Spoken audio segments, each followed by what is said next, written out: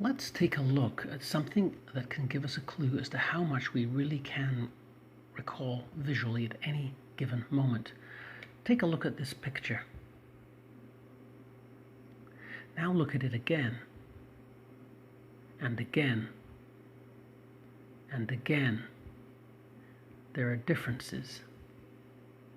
Can you see them?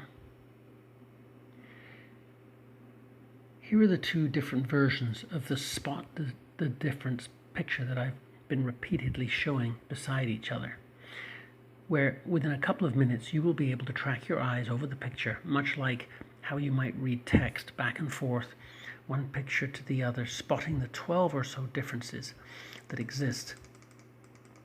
Now look at the two pictures as if we are, quote unquote, cutting back and forth with no fade to black. And no fade to black and no fade in from black. Notice how the differences jump out at us in a way they didn't when we were comparing the two pictures side by side. Again, compare how the differences don't jump out at us when we fade to black and fade in from black. The inability to see these changes when we pause between showing the two spot the different versions is apparently called change blindness. Given even a momentary lapse of time spent not looking, we forget vast amounts of detailed information about what we see. And when we see the image again, we are pretty much blind to any changes or rearrangements. Perceptual glitches like change blindness and the popping effect of the cutting back and forth are both utilized and worked around in much of the devices of filmmaking and film editing to lead the viewer through transitions from one scene to another.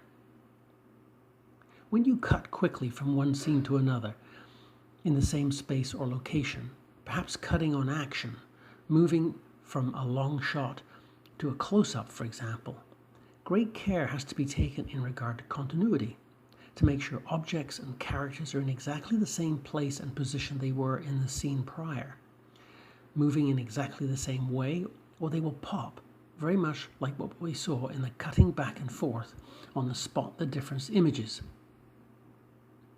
When I worked in animation, great attention had to be paid to cell paint errors on characters and other moving elements.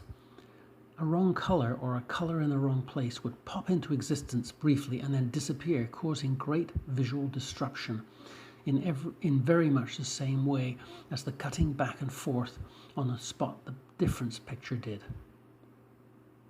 A degree of continuity from scene to scene can even be projected more abstractly from one scene to another, linking completely unrelated scenes, separated by both time and space, as in this famous match cut, or this one. When you fade to black and fade in from black, extreme exactitude in continuity is not required. In fact, if you were looking at a stage full of people and objects and faded out and faded in, you could change people and objects around, change wall colors, clothing, and although you might have a sense of the uncanny, it would probably be very difficult to tell exactly what the differences were. Under such circumstances, you are blind to change. These visual perceptual phenomena that we are just briefly touching on in relation to observational and observational drawing are a magic of sorts, or perhaps more correctly, their skillful manipulation creates magic for us. They create the magic of film, of moving pictures. And they quite literally create the magic in terms of sleight of hand magic or magic tricks.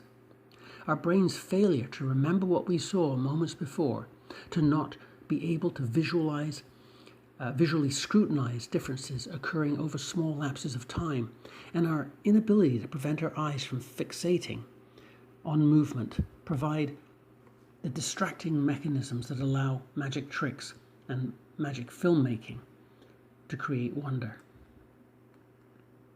Even the very fact that film or animation is many discrete static images arranged and flashed or projected so rapidly that we perceive them as seamless movement relies on our visual perceptual limitations. So why all this unrelenting information about how little we actually see in a class dedicated to seeing and taking note of information through the act of drawing? Well, this is where I believe the perceptual value of drawing, of learning to observationally draw, potentially lies in creating an improved visual awareness.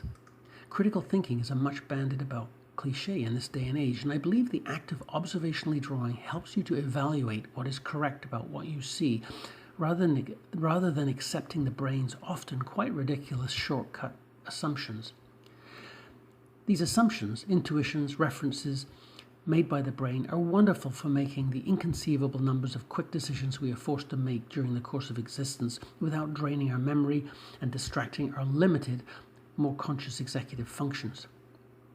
The inferences and assumptions are usually correct, which evolutionarily makes sense, but they are made without seeing the whole picture, so to speak.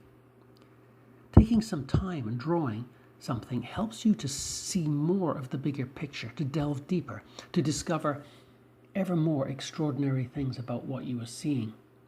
And although drawing, like riding a bike, can and should become an unconscious act, it nevertheless allows the conscious mind to reflect on what is being observed by the eye. Drawing allows for a kind of critical thinking about form and substance. It is also an opportunity to train your mind to look discerningly at the world and at images. If you have put in the time to learn how to draw well and can demonstrate competence or excellence at drawing, then you have something that is, in my opinion, is the greatest credential for being a visual artist. If you can observationally draw, then you are demonstrating you can observe and see and process visual information clearly. You will be better equipped to realize, for example, that the eyes in a face, viewed straight on, are in the middle of the head, equal from the top and the bottom. If you look at how our eye movements consider a face, it is clear that they focus primarily on the eyes and mouth. That is what is important. They do not focus on the forehead or the chin, which are not important. We are social animals, and if we are fairly normal, we are constantly looking into the eyes and center of the face of others for emotive responses that are useful to us. Are people friendly, angry, or bored? For this reason, our deceptive brain will not have us put the eyes in the middle of the head unless we have conditioned ourselves through drawing to be aware of the fact of the matter. We will tend to put the eyes nearer the top of the head and the mouth nearer the bottom. It is as though we live in optical illusions. Through countless hours of drawing, you will have contemplated the substance of various types of matter and form. You won't stop your brain from seeing the illusions, but you will forever question what you were seeing and what you saw. For anyone engaged in any kind of visual occupation, from fine art to industrial design and everything in between, I believe excellent drawing skills should be of paramount importance. And even if drawing is simply a pastime, then it is still of great value, as it can help you more fully understand what you see, what you think you see, and be aware of the limitations that your mind tells you it sees.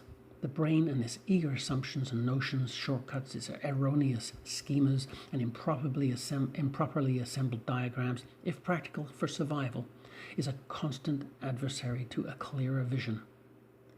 For the visual artist, or the visually minded, for the reflective person, for the contemplative person, what better activity for understanding visual form than connecting the eye, the mind, and the hand, and describing form through the process of drawing.